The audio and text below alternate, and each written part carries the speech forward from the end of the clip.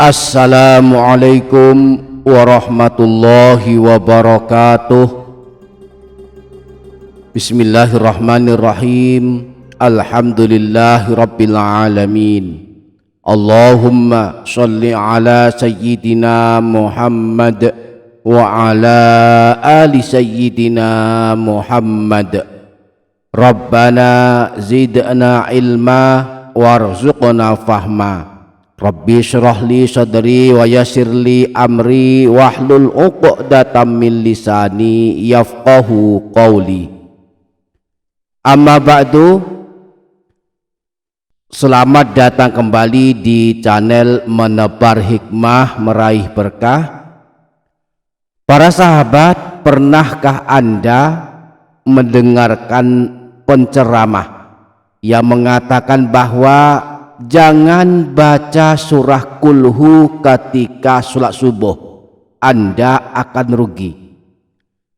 Atau jangan baca surah kulhu ketika sholat subuh, memang tidak dilarang agama, tetapi rugi sebab sholat subuh disaksikan para malaikat. Jika pernah mendengarkan, mari dengarkan ini tentang hukum membaca surah kulhu ketika sholat subuh. Pertama, membaca surah pilihan setelah membaca surah Al-Fatihah hukumnya sunnah.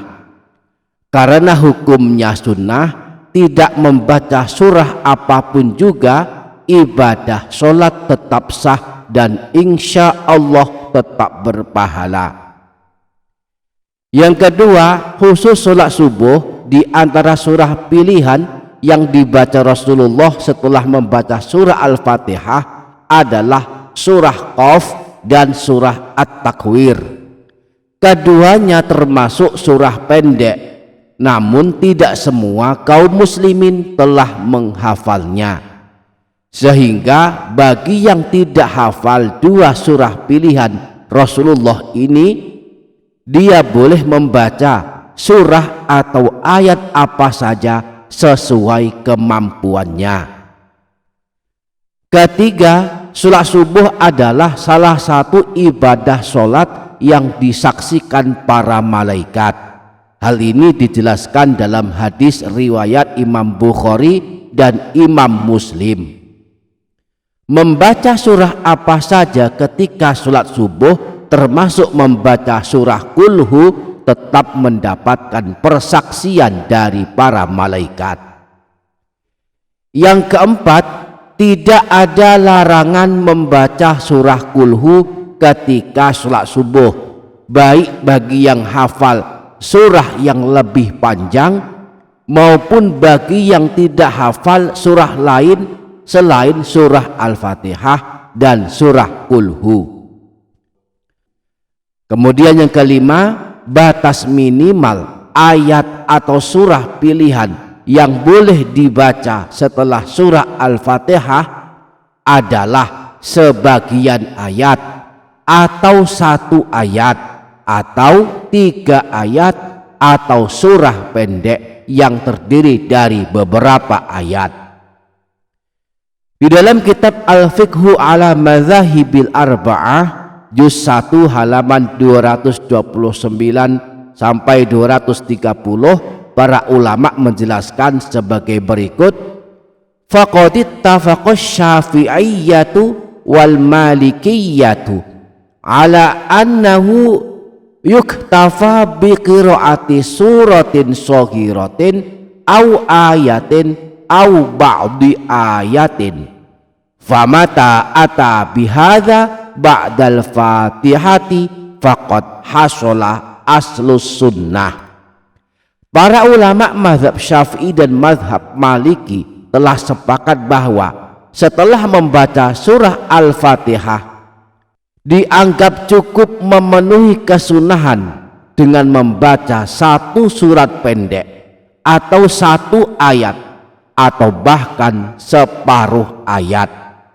Jika hal ini sudah dilakukan, maka telah mendapatkan kesunahan.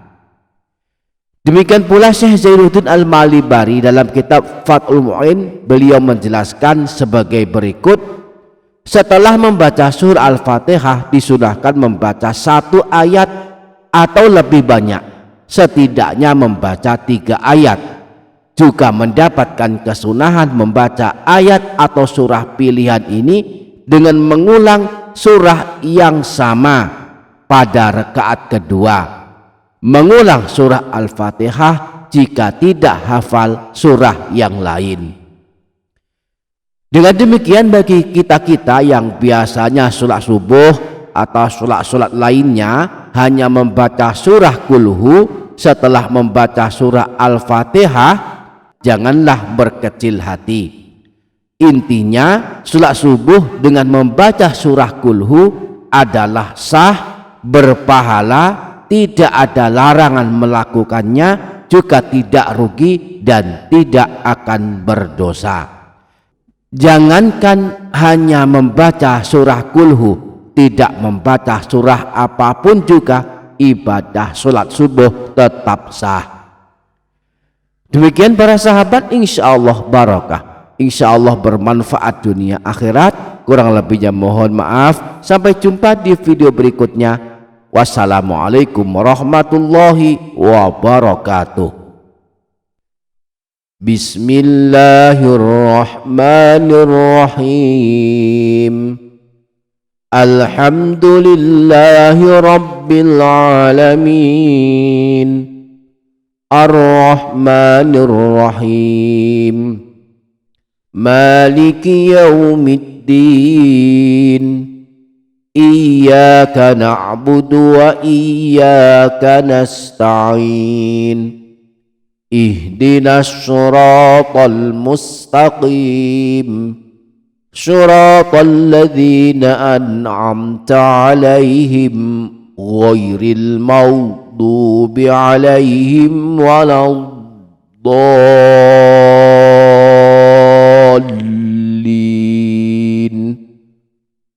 Amin. Bismillahirrahmanirrahim. Qul huwallahu ahad. Allahus samad. Lam yalid wa lam yulad wa lam yakul lahu kufuwan ahad.